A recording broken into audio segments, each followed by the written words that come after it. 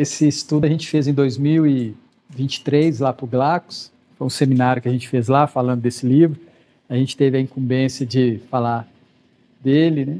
Começa um desafio para Valdo Vieira e Chico Xavier, porque as obras foram dadas capítulo a capítulo, um em Uberaba, um em Pedro Leopoldo e outro em São Paulo.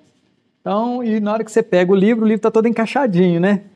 Então, só para a gente ter uma percepção de como é que a espiritualidade trabalha, né, nessa construção, né, dos livros, né? Então, obrigado aí ao Valdo, obrigado ao Chico. E o livro é muito interessante, né? Porque o Valdo era para ser um grande parceiro do Chico, e aí o Valdo tinha uma quedinha, né, muito grande para a questão sexual, e aí ele e o Chico vão para os Estados Unidos. E aí, antes de viajar, o Emmanuel vira para o Chico e fala assim: olha, o Valdo não volta, não. Que isso? Como assim não volta?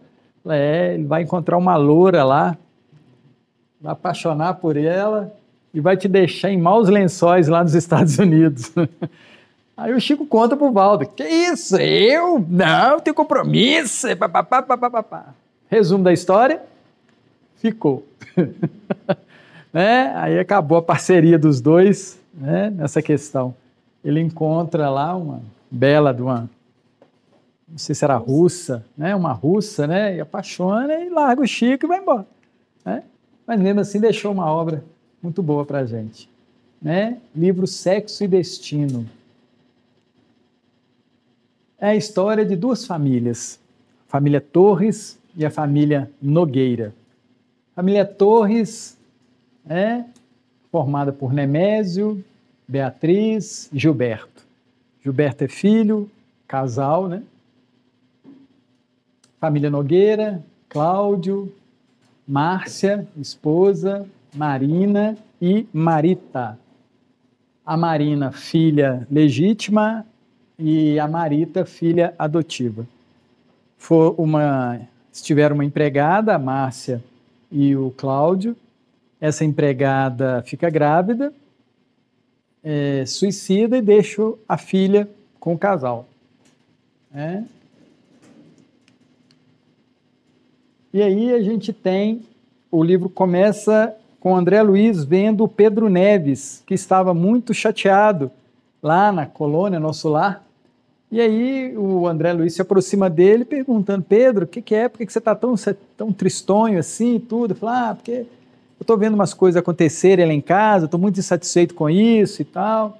E aí o André se propõe, né, a acompanhá-lo nessa incursão na casa dele. E ele chega, foi pai, né, da Beatriz, casada com Nemésio, e tem o neto Gilberto.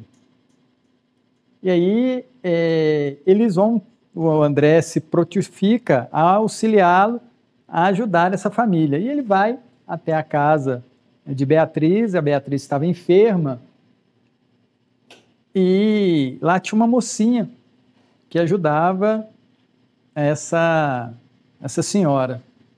Essa mocinha era funcionária de Nemésio. Nemésio tinha uma imobiliária, e ele se interessa por essa menina se interessa por ela. Essa menina é Marina, que é filha do Cláudio e da Márcia. Aí já começa a ter todo o envolvimento. E aí ela vai auxiliar o chefe, fica com o chefe, né, toda interessada, ele falando que brevemente ele estaria viúvo, porque a esposa estava muito mal, e ela começa a se envolver, e nesse envolvimento ela encontra o filho, o Gilberto, e se encanta também pelo Gilberto. E aí cria-se um triângulo amoroso, né? O pai, o filho e Marina. E nesse desenrolar, o Gilberto conhece Marita, que é a filha adotiva. Ele começa a namorar com a Marita, mas a Marina, né, toda cheia de artimanhas, consegue destruir o relacionamento da irmã, que ela achava que era uma concorrente dela. Então tem todo esse imbróglio aí, por isso que o livro chama Sexo e Destino, porque há um grande interesse entre eles.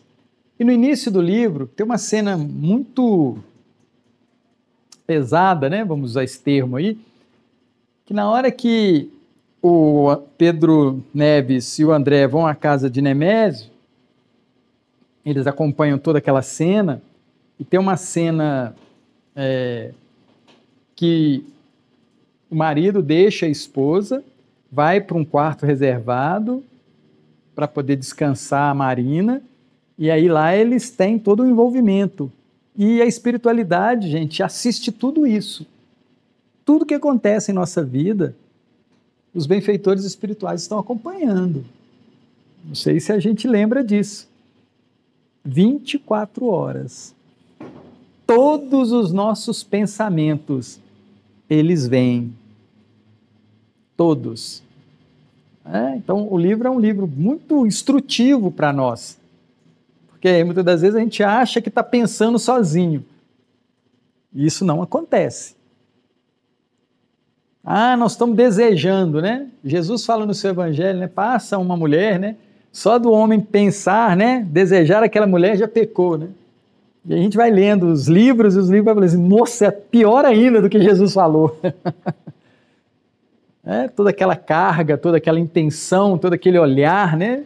Tudo isso fica transparente para os amigos desencarnados.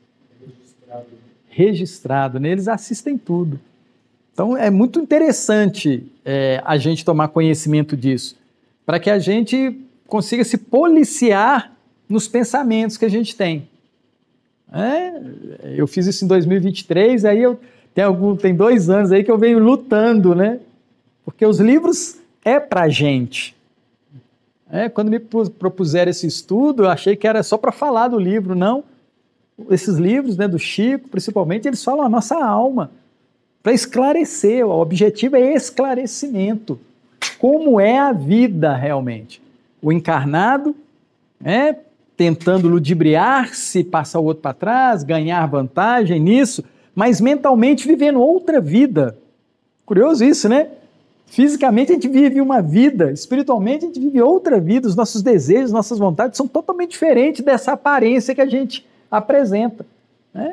Ele, o Nemésio, né?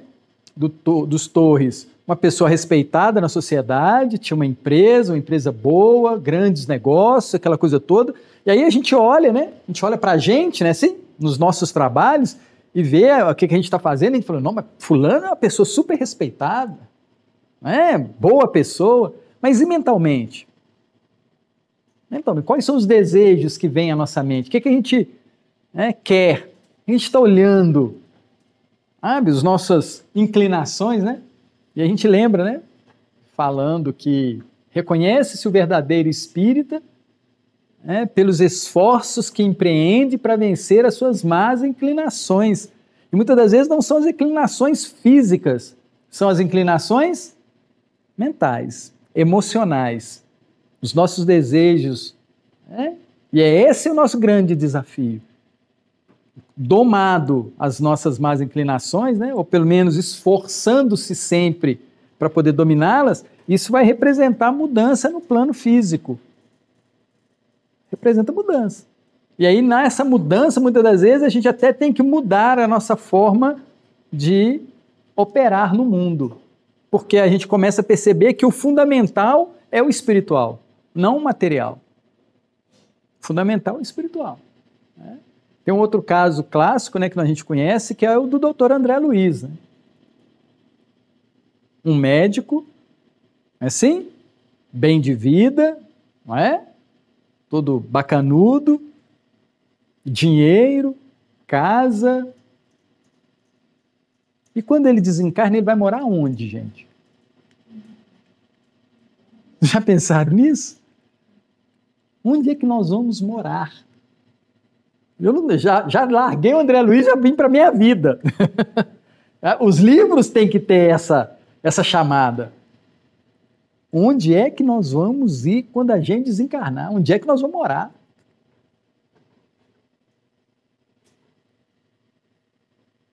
Sim? Isso é uma reflexão muito profunda, né? Muito profunda. E a gente não leva isso a sério. Isso é o que mais dói. A gente não leva isso a sério. A gente acha que o Papai do Céu vai quebrar nosso galho. Mas assim, se a gente não leva a sério é porque a gente acha que a coisa vai se resolver lá, magicamente, não é assim?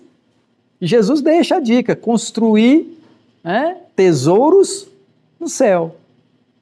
Então eu preciso fazer algumas mudanças agora para que eu tenha um futuro melhor. No livro Nosso Lar, eu já contei isso aqui para vocês, eu acho que todo mundo vai responder. Lá tem uma senha para a gente não demorar no umbral, né? Só 5 segundos no umbral. Todo mundo aqui lembra qual que é a senha? Não vou contar, vocês vão ficar no umbral. Não lembram, gente, da senha? Quem lê o livro aqui? Não, lá tem a senha para ficar 5 segundos no umbral, gente. Não é preciso. Olha como é que a gente esquece de uma coisa fundamental. Uma oração sentida. Não é aquele Pai Nosso que está no céu, santificado seja o vosso nome, venha a nossa reina. São essas orações? Não é essa não. Mesmo porque ele começou a fazer uma oração lá e ele, só depois que ele fez a oração sentida. Isso. Do coração, né? Você entender? Então, mais uma dica, né? Então, como é que a gente deve orar? Não é assim? Se a gente quer a companhia dos benfeitores, se a gente quer ser socorrido, tem que ser uma conversa boa com Deus. Aí, né? Quem tem dificuldade com isso, o Evangelho segundo o Espiritismo, lá no capítulo 27 e 28, tem as orações, as preces. Lá tem algumas dicas de prece. Para aquele que desencarnou, para aquele que ficou, para aquele que vai, para aquele que está desesperado. Lá tem um monte de prece para a gente poder começar a assimilar isso. Né? Primeiro o André Luiz vai para o umbral, fica lá 8 anos e depois ele vai para a casa própria dele. Continua sem casa, né? Sem teto, né? Continua sem teto, né? Sim? Ele vai morar de favor. Gente, eu fico desesperado com essas coisas na hora que eu fico pensando nisso. Onde é que eu vou morar quando eu desencarnar? É sério isso, gente, é muito sério. É muito sério. O que eu vou fazer? Onde que eu vou? Como é que vai ser minha vida? Quando foi dito assim, a cada um segundo suas obras, a Sim. gente tem que pensar nisso, né? Nossa. Eu tenho obras que vai justificar uma boa morada? Ou não? E as obras de Deus. Porque muitas das vezes eu me engano achando que a minha obra é a obra de Deus. Consegue entender essa diferença, gente? Eu estou me esforçando para isso, estou me esforçando para aquilo, mas isso ainda é terra a terra. Ainda não é espiritual. Ainda é terra a terra. Estou resolvendo problemas terráqueos, não questões espirituais. E aí o André Luiz, ele passa e vai morar de favor na casa de Lísias. Porque ele não construiu. E é interessante que a mãe dele residia num lugar acima, né? Assim? Não residia em Nosso Lar. Mas ali naquele local ele não tinha créditos para ter uma residência. Então a gente precisa pensar nesses contextos. E as obras espíritas, principalmente essa série que a gente está estudando aí às terças-feiras, ela é para despertar a gente mesmo, é para a gente poder brigar com a vida que a gente está levando hoje. Eu preciso brigar com ela, para não ser, né, um André Luiz, não ser um Torres, não ser um Nogueira, nessa situação toda. Tá? E voltando ao Sexo e Destino, lá eles, né, o Pedro Neves, que era pai de Beatriz, esposa de Nemésio, estava adoentada. Tem a Marina, que era dos Nogueiras, estava ali como amante, esperando, olha só, olha que situação, esperando a mulher do namorado morrer para ela entrar na cena. Olha a situação que a gente se coloca, né? A gente olha e fala, o que tem? Ela vai morrer mesmo, não é? Consegue entender? A gente, né, nessa situação toda. E ele, né, também, o Nemésio, com toda aquela intenção, não, mas isso vai acontecer, eu estou me precavendo para o futuro, aquela coisa toda, a gente precisa pensar nisso. E aí eles fazem o Pedro Neves e o André fazem aquela visita, e aí eles vão até a casa dos Nogueira, porque eles olham a tela mental da Marina e a Marina, né, os leva para casa. Chegando lá, eles encontram Cláudio Nogueira sentado numa sua poltrona confortável na sua sala, lendo um jornal, e eles percebem duas entidades na entrada da casa. E aí essas entidades, por não ter a mesma conhecimento que eles, não os percebem. E aí ele percebe que uma delas se aproxima do Cláudio e fala assim para ele: vamos beber? Ele estava lendo jornal, tranquilamente, à tarde, umas 3, 4 horas da tarde. O amigo, né, ex-amigo, né, mas é um amigo, né, porque tem uma união, se aproxima dele e fala assim: vamos beber? E aí, no livro, quem tiver curiosidade de ler o livro, vale a pena, o André Luiz fala que há um acoplamento. Acoplar, né? Acoplamento, isso, obrigado. Então, um cola no outro, e aí ele está sentado e ele não quer beber, porque ele não é do Cláudio a vontade de beber, é do amigo. Aí o amigo fica falando com ele: vamos beber, nossa, aquele uísque, está na hora do uísque, ele vai induzindo. Aí ele levanta, o André Luiz fala como um autônomo, né? Sem pensar, ele levanta, vai até o bar, né? Serve, toma, e os dois fazem o mesmo movimento. Olha que coisa louca. Imagina isso? Os dois fazem o mesmo movimento. E aquela essência da bebida vai para o amigo. Não fica com ele. Aí ele fica satisfeito, aí ele desacopla, senta, aí o outro vira e fala assim: e eu não vou beber não? Eu também quero. Acopla nele de novo o outro, ele levanta de novo e vai lá e toma outra talagada, né? Ele usa esse termo lá. E aí eles residem naquela casa, esses dois companheiros residem ali. E mais à frente no livro fala porque aquela casa não tinha nenhuma ação espiritual. Nenhum dos moradores tinha esse conceito. Então ficava muito fácil a aproximação, né? Eles residirem naquele ambiente. E aí ele olha para o André Luiz e o Pedro Neves, vê o Cláudio, e no quarto estava a Marita, chateada porque o Gilberto já não estava dando mais atenção para ela. Eles tinham começado o namoro, ela tinha se entregado para ele e ele tinha se desinteressado. Na verdade, foi a Marina que se aproxima e o encanta, e ele perde o interesse por Marita. E ela chorando, e aí o André Luiz sugere a ela que pense na sua infância, para ele entender o que é que acontece.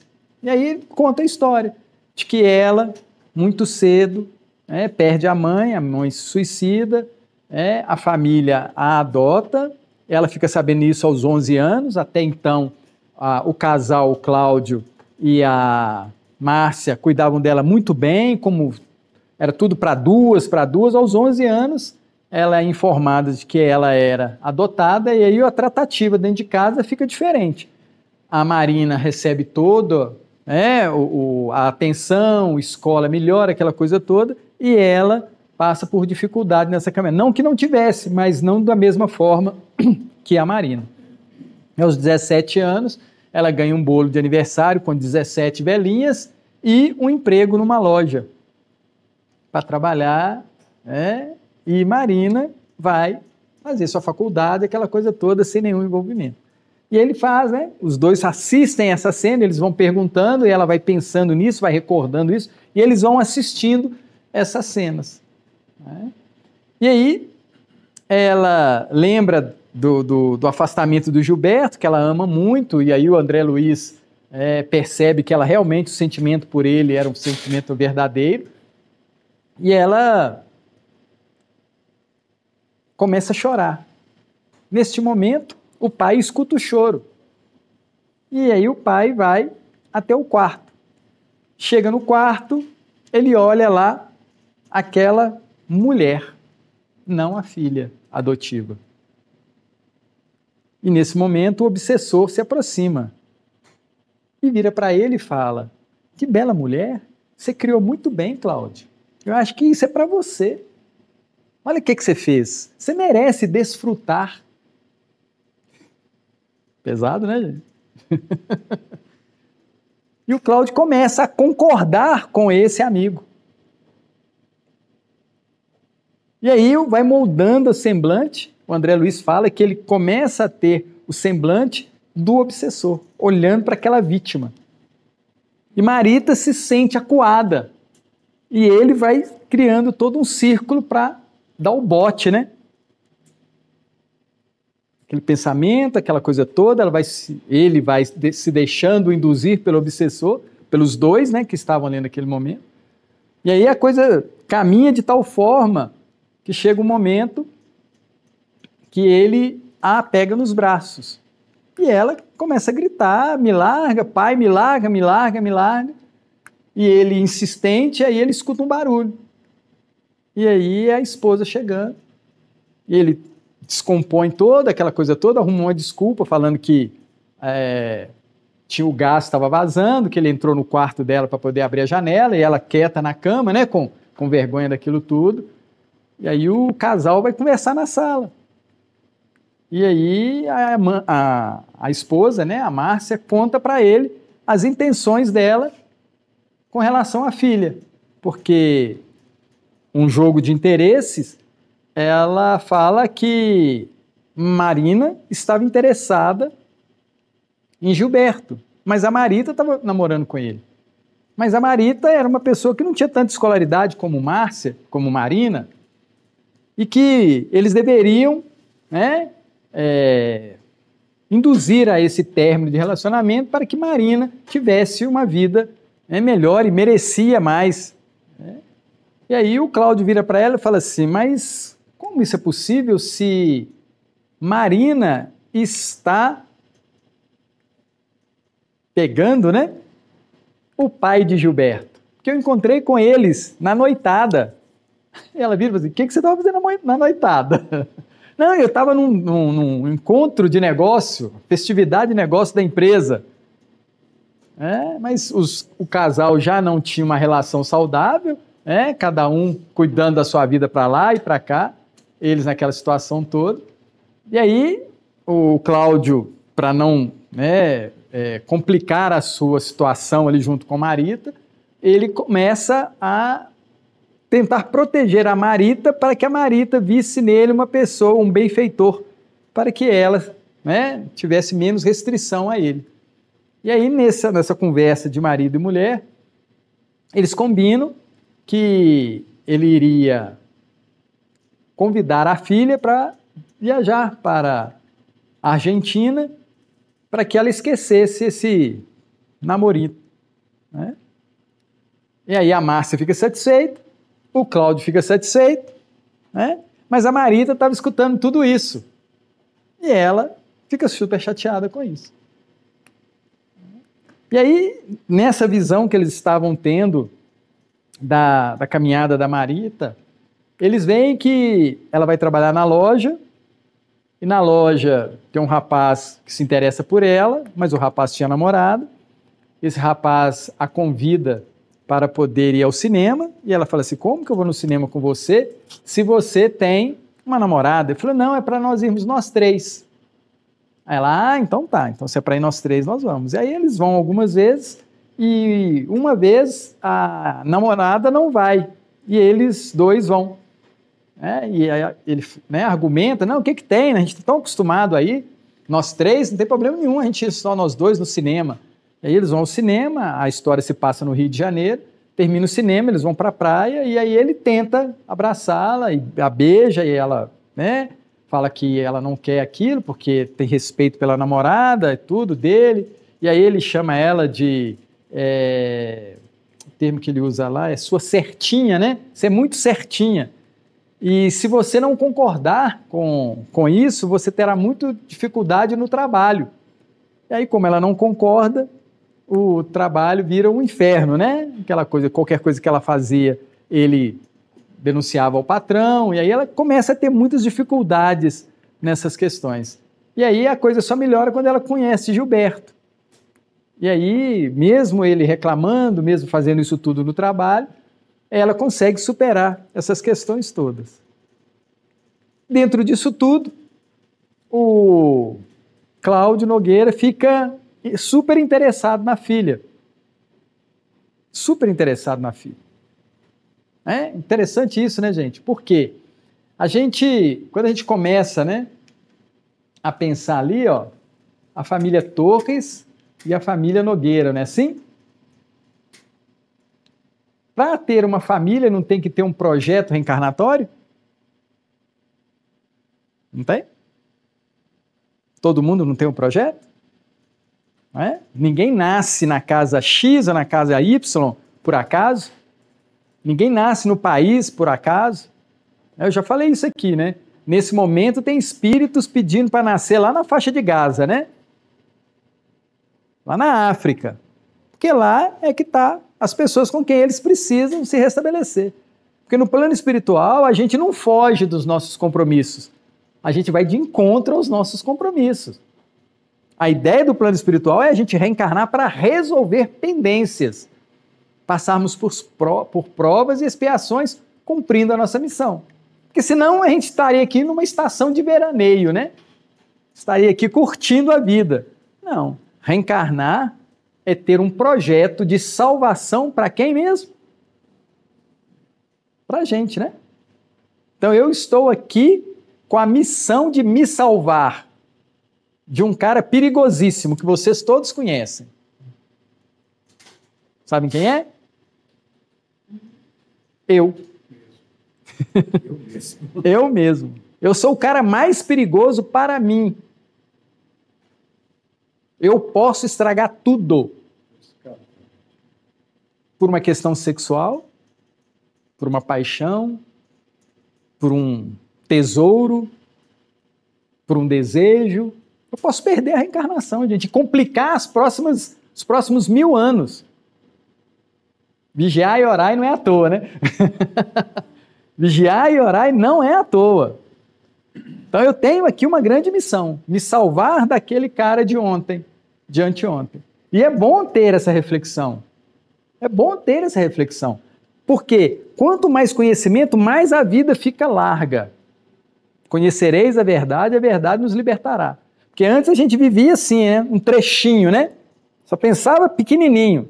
Aí a gente vem para a doutrina espírita, a gente começa a entender o evangelho, aí a vida fica larga. Quanto mais larga, mais opções, não é assim? Quanto mais opções, mais oportunidades. Mas se eu tenho centrado o meu objetivo, não importa as grandes oportunidades. Eu sei o que eu tenho que fazer. Eu tenho que viver o meu dia, sempre com essa consciência da vida maior, do mundo maior. Não é? Então, aquelas duas famílias ali, elas tinham um projeto para elas, que é a lei maior.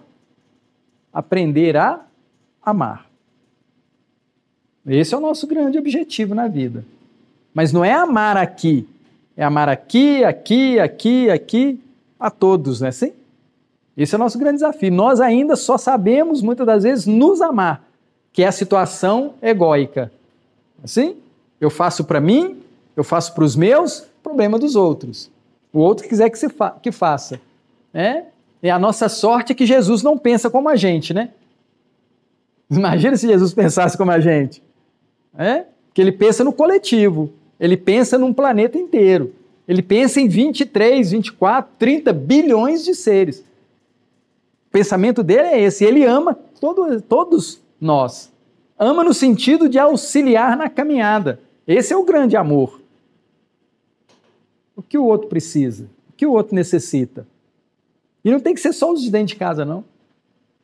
A gente tem lá o nosso projeto lá, e é muito interessante que a gente trabalha com nossos irmãos em situação de rua. E a gente tem lá muitos irmãos que é impossível, nesse momento, voltar para casa. Não porque eles não saibam o endereço, gente, mas é porque lá eles não vão conseguir conviver. E aí a gente tem um projeto interessante que é ampliar a percepção deles de família. Não dá mais para viver dentro daquela.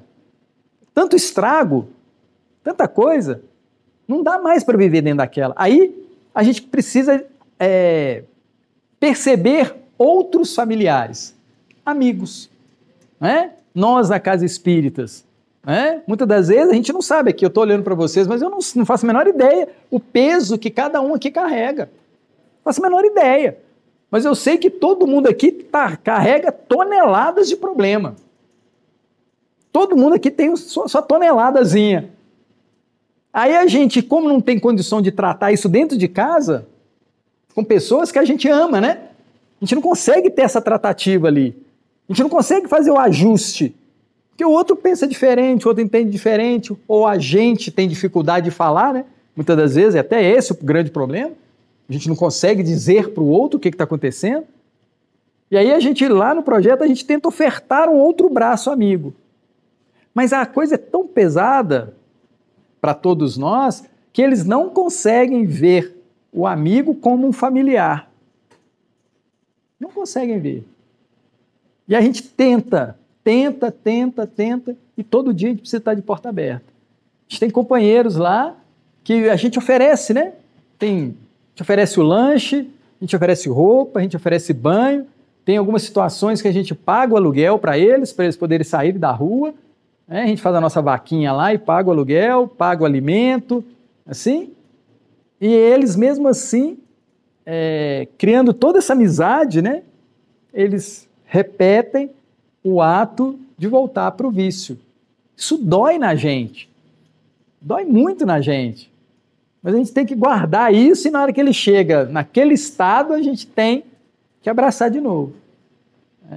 Lá tem hoje ele chegou lá, estava sumido, o Raulino.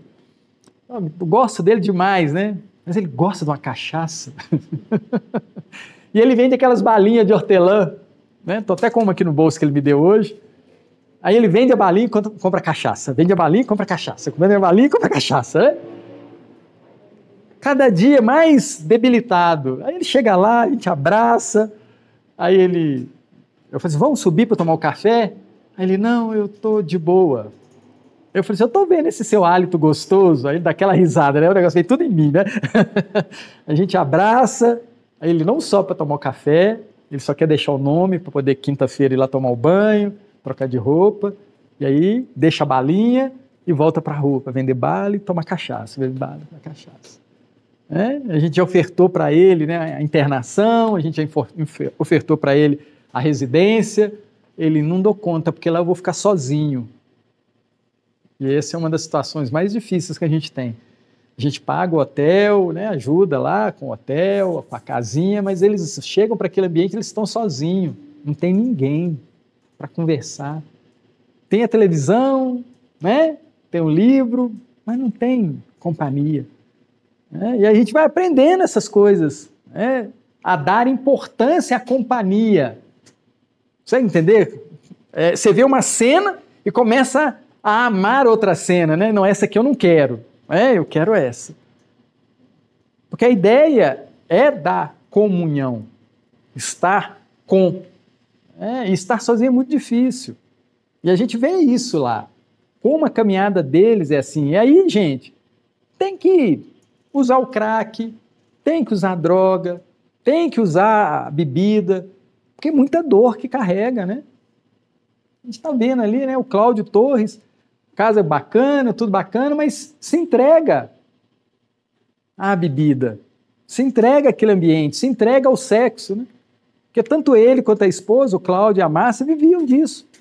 Tinha uma aparência, né, para a sociedade e tudo, mas cada um vivendo, carregando as suas dores. Por quê?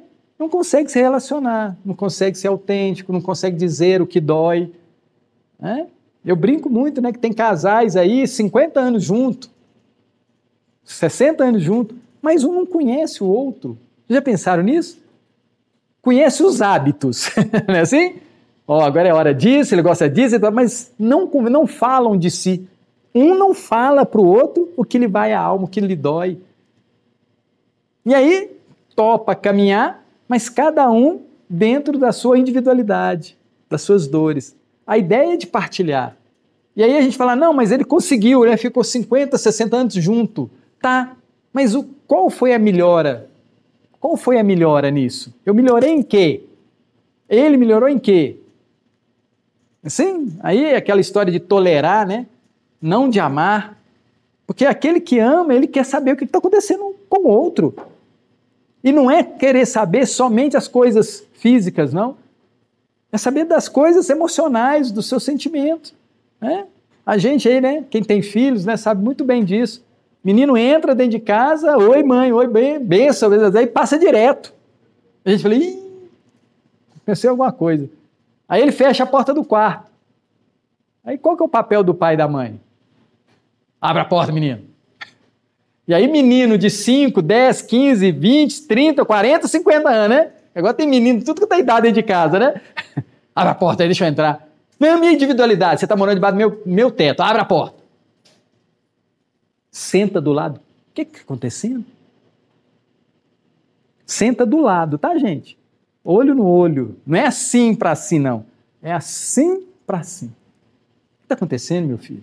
Você sabe que eu te amo, eu estou vendo que você não está bem. Conta para mim o que está acontecendo. Não, nada não. Então eu vou ficar aqui do seu lado. E a gente precisa começar a fazer esse movimento. Porque muitas das vezes, mesmo tendo casa, a gente não se sente em casa. Vira um abrigo contra a chuva, né? Vira um abrigo, não vira uma casa, um lar. Isso é muito perigoso, porque a gente deixa que isso se construa dentro da nossa casa. Cada um do jeito, né? E hoje está desse jeito, cada um com sua televisão, cada um com isso, né? Assim, entra pro seu quarto, né? Assim, todo mundo... A sala ninguém senta, né? Para bater um papo, para conversar, ninguém senta. Então a gente vai construindo relações, situações que vão nos complicar no futuro. Então a obra traz o quê? Esses lembretes, como é que a gente está se relacionando com os de casa? Como? É sincero? É sincero? Porque precisa ser sincero, eu preciso querer o outro. Se a gente está dentro de um mesmo lar, a gente precisa querer um ao outro, o bem do outro. Porque muitas das vezes, gente, a gente ainda é criado dentro de um sistema que quer sucesso. E o sucesso aqui não é o sucesso lá. O sucesso que a sociedade nos coloca é um sucesso puramente materialista. Porque a sociedade quer consumidor. Ela quer consumidor. Quanto mais televisão em casa, melhor, né? Assim, antes era uma para a família toda, né? Aí a indústria falou assim, não, esse negócio está muito pouco, vamos dar um jeito para cada um ter uma, né? Ah, é um computador para todo mundo. Não, agora todo mundo tem que ter um computador, né? Você entender? Era um telefone, né? Ficava preso na parede, né? Assim? Agora cada um tem um, dois, né? Você entender que esse sucesso que a sociedade vende é uma grande ilusão? E a gente, como cristão, como quase espírita, a gente precisa criticar a sociedade, gente, como Jesus fazia. Jesus era um grande crítico, é um grande crítico, porque na hora que a gente lê o Evangelho de Mateus, de Marcos, de João, de Lucas, Jesus está o tempo todo nos criticando. Por isso que eu entendo que a gente não lê os 4 evangelhos, porque a gente não quer escutar a crítica. Você vai lá, pega o Evangelho de Jesus e fala assim, na hora que você vai sentar à mesa, né? Sente no último lugar. Você quer sentar na frente, você quer ser o destaque. Aí você fala, não, mas o negócio está errado. Não é? Quer ver uma coisa que a gente assusta? A gente fala isso, o pessoal olha pra gente. Você sabia que no futuro não vai ter mais casa espírita? Vocês estão sabendo disso? Sabiam? E você sabe por que não vai precisar ter casa espírita? Não? Pelo ensinamento de Jesus. Ele fala que a gente não precisa ir no templo, porque o universo é o templo. Qualquer lugar que a gente estiver é lugar de se conectar com Deus. A gente ainda acha que vindo aqui a gente se conecta com Deus. E não tem essa necessidade. Qualquer lugar que a gente está tem que ser um templo. Qualquer lugar que a gente estiver tem que ser uma oficina. O dia que a gente entender isso, nós vamos parar de vir ao templo espírita. Nós vamos ter grupos de estudo, grupos de reflexão, grupos para bater papo, grupos para festejar, mas não grupos para orar. Porque oração nós vamos fazer o tempo todo, o nosso trabalho será uma grande oração. A gente não vai precisar desses momentos. A gente vai se juntar para bater papo sobre outras coisas. Bacana isso? Lembrei de uma amiga muito querida, Check. Né? É assim? Você entender que a coisa tem que melhorar e nós precisamos fazer esse movimento? Né? Vamos voltar para o livro, né? Senão embala aqui. Tá?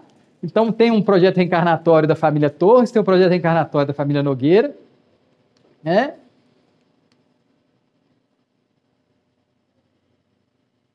Ah, tá. Eu preciso falar dessa figura aqui, né? Irmão Félix. No livro ele é o benfeitor. E ele acompanha a reencarnação de todos das duas famílias. Ele patrocina. Lá no final do livro fala que eles eram residentes numa colônia espiritual chamada Almas Irmãs.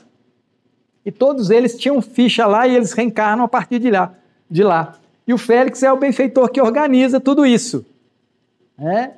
E ele o tempo todo tentando ajudar eles a diminuir esse impacto da questão sexual.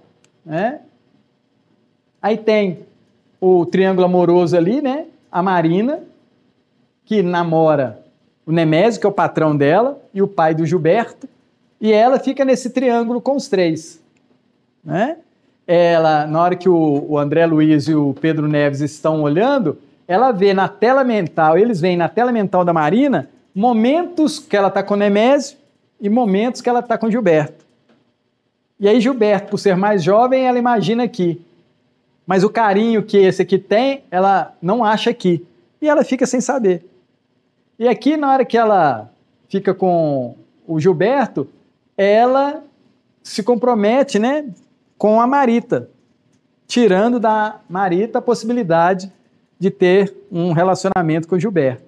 Né? Ali a gente tem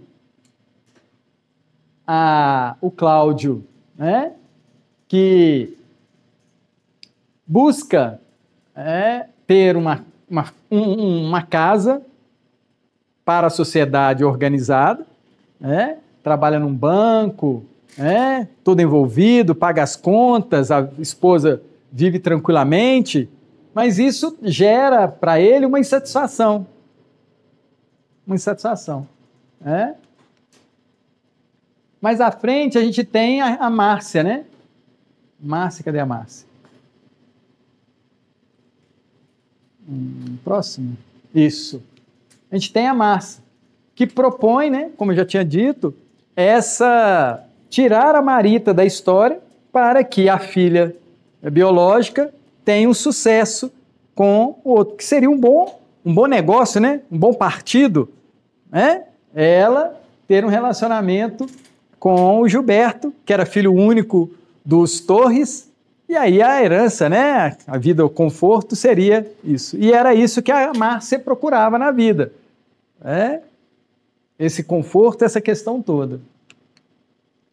Aí a gente tem, né, aquele círculo ali dos 4, na qual a Marita vai ser retirada porque ela se entrega antecipadamente, né, constrói, né, passa-se no Rio de Janeiro, né, gente, nas décadas de 40, 50, e aí ela faz isso, e ela lembra da mãe, né, da Aracélia, que também era uma doméstica, e ela saía para a noitada e tudo, e aí engravida.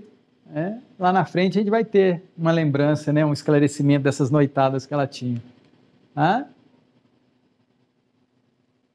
A gente tem um momento no livro em que Pedro Neves e André Luiz, eles vão conhecer a colônia Almas Irmãs.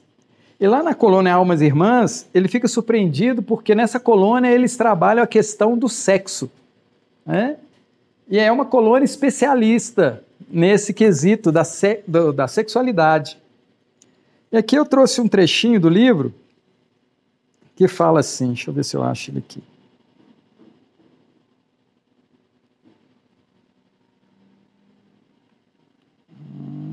Isso, achei. Ele fala assim: é de salientar a emoção que me empolgava ao observar crescendo de veneração com que o sexo era homenageado nas diversas faculdades de ensino, pesquisado e enobrecido em cadeiras diferentes, matérias professadas em regime de especialização, cada qual atendida em construção apropositada.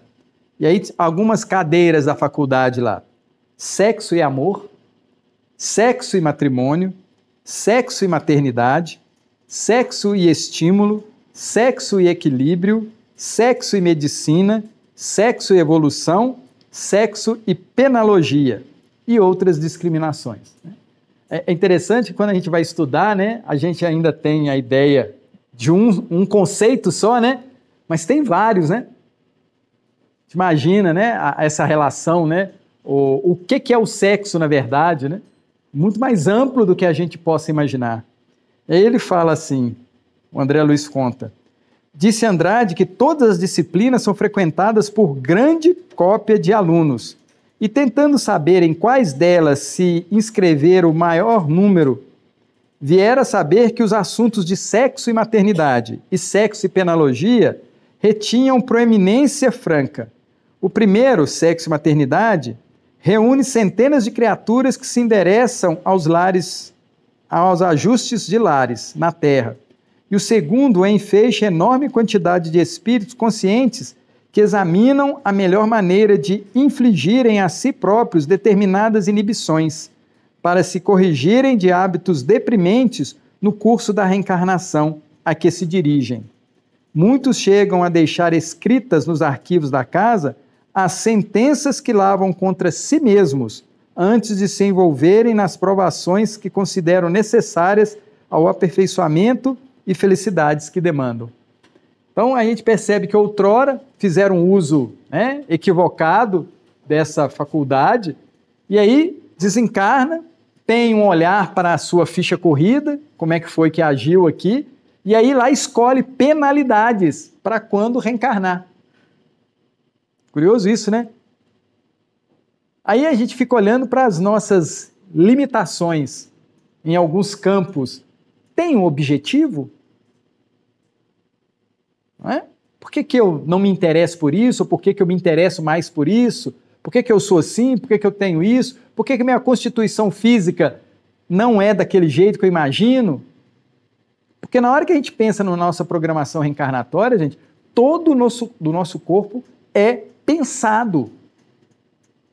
Vocês conseguem perceber a complexidade da providência divina?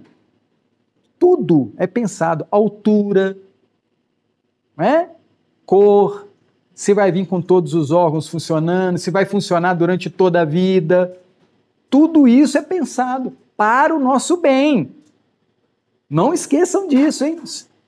Para o nosso bem. Pode parecer uma penalidade, mas essa penalidade tem um objetivo bom para a gente.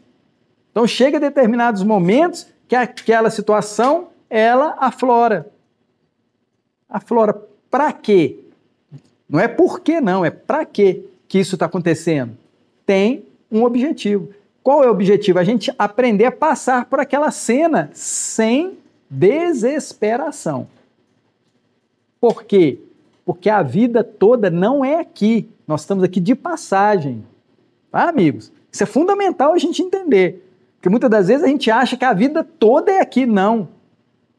Desencarnado, reencarnado, brevemente desencarnado. Esse papelzinho é de quê, Jacira? Nós não estamos no cheio. Eu não enxergo, não. Quantos? 10? 5? 5? De novo?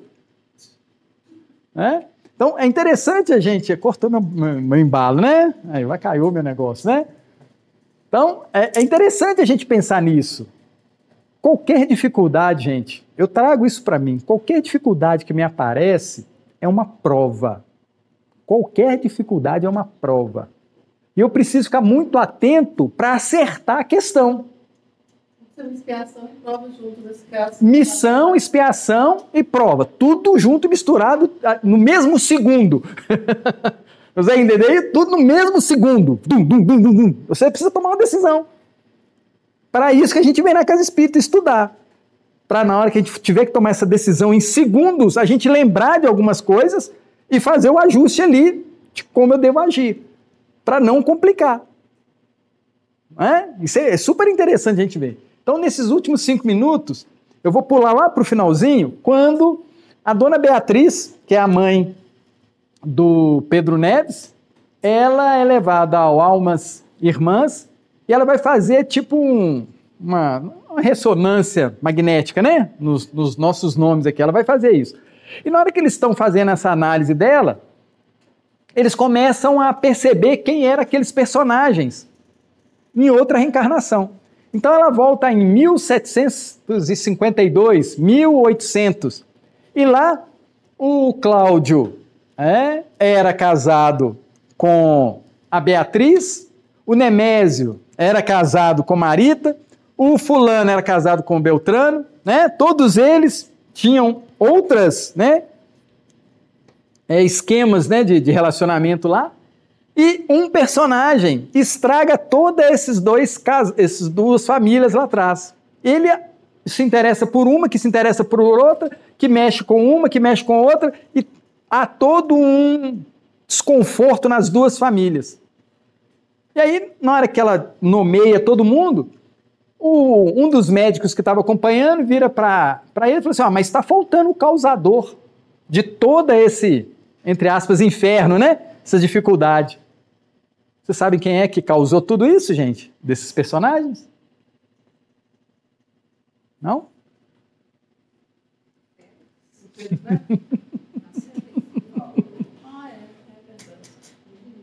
O irmão Félix. Gente, olha como é que isso é legal da gente entender. 1752, lá ele chamava Álvaro. O Álvaro arruma toda uma confusão. E aí todo mundo cai, né? Ele faz um strike, né? Derruba todo mundo. Aí ele desencarna e percebe a meleca que ele fez. Aí ele começa a melhorar. Todo mundo fica caído lá. Ele começa a melhorar, começa a trabalhar, começa a ter boas obras, começa a realizar trabalho, aquela coisa toda, tal. Aí na hora que ele está bem, ele olha para o passado dele e fala, preciso encontrar com aquela turma e ajudá-los. Vocês conseguem entender como que a providência divina trabalha? Porque muitas das vezes a gente fica numa culpa sem melhorar. Fiz uma meleca, agora eu tenho que ficar sofrendo aquilo, não. Jesus fala assim, vá e não peques mais. Não é assim que ele fala para a mulher adúltera? Então a meleca está feita. Ok, não tem jeito de mudar. Não. Então vá, trabalhe, faça tudo que você precisa fazer. Quando você tiver condições, você vai voltar para ajudar essas pessoas. Esse livro traz isso para nós claramente.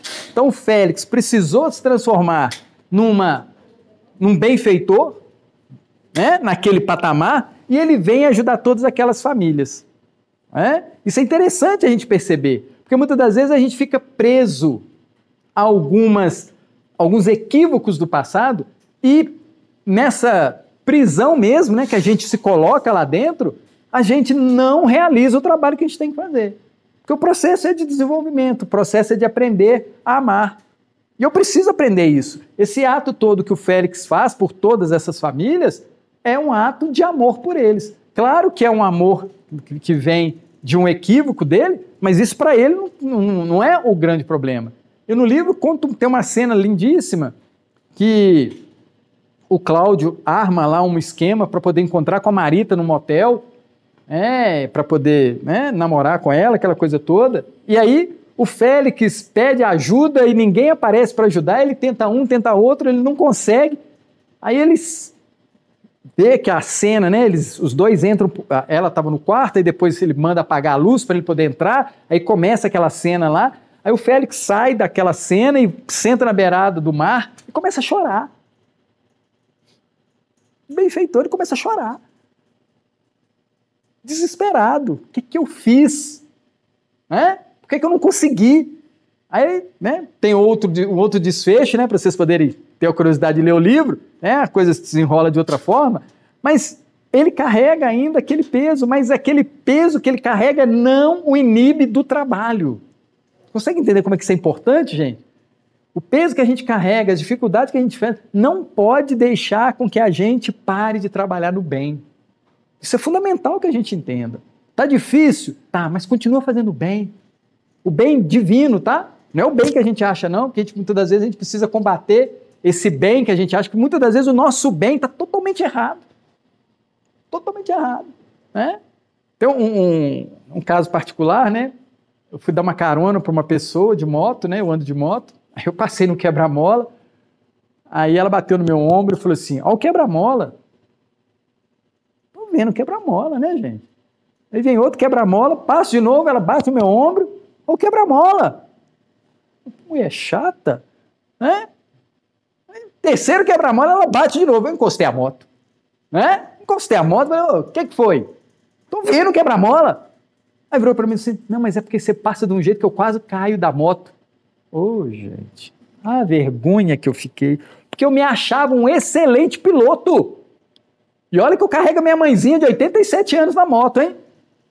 Me achava o cara, né? Pilotando. Consegue entender que a gente acha que a gente é bom e a gente precisa do outro para pontuar aquilo que você precisa ajustar? Né? E aí foi muito engraçado, né? Que aí veio o quarto quebra-mola, né, gente? No quarto quebra-mola, na hora que chegou essa mulher deu uma risada. Deu uma gargalhada e eu bravo, né? Porque cria um constrangimento dentro da gente. Mas a gente precisa ajustar.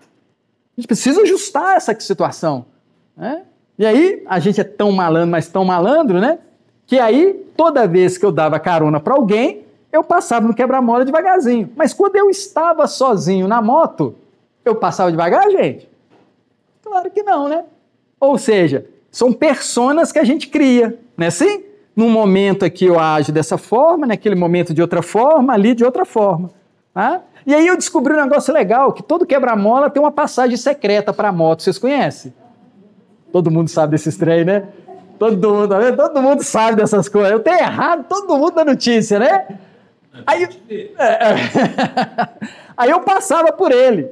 Um dia, alguém bateu nas minhas costas e falou, você tá roubando. Ai, gente, isso dói. Eu quase espírita, né? Quase cristão. A pessoa fala que eu tô roubando. Isso não, me ofendeu profundamente, né? A gente precisa aprender a mudar a gente. E aí, eu tive que fazer uma grande mudança. Uma grande mudança. Eu tive que passar pelo quebra-mola devagar com o garupeiro ou sem o garupeiro. Eu tive que eliminar essa outra faceta para que eu pudesse andar tranquilo. Né? E foi engraçado isso, que depois que eu tomei essa decisão, a moto parou de dar problema no volante, no guidô, né? Que a gente bate e passa, né? Assim? Né? Aí eu só faço assim, a moto parou de dar oficina. Olha que coisa interessante, né? Então, consegue entender que a gente, nessa nossa caminhada, vamos ter dificuldade, e a gente precisa enxergar a dificuldade, e a gente precisa fazer o ajuste o quanto mais rápido, melhor para nós. Dúvidas? Protestos? Gratidão, gente. Obrigado. Leia o livro, tá? Vale a pena. Lê de dia, tá? De noite não é bom ler, não.